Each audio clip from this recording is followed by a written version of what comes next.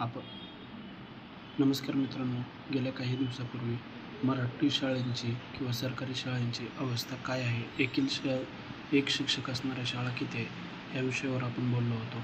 आजच्या लोकसत्ता या वर्तमानपत्रामध्ये आलेलं आहे बघा. हजारो शाळांमध्ये असुविधांचे वर्ग.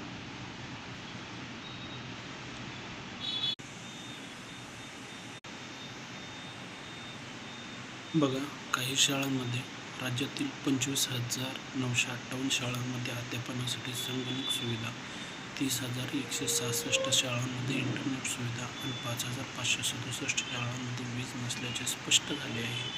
6,964 शाळांमध्ये मुलींचे आणि 10,189 शाळांमध्ये मुलांचे कार्यक्षम स्वच्छतागृह नसल्याचे आकडेवारीवरून स्पष्ट झालेले. विचार करा, अशा सोयीसुविधा असताना आपला भारत सुजलाम सुफलाम कसा होणार आणि विद्यार्थी शिकून देशाचे भवितव्य मोठे कसे करणार? तुम्हाला काय वाटतं?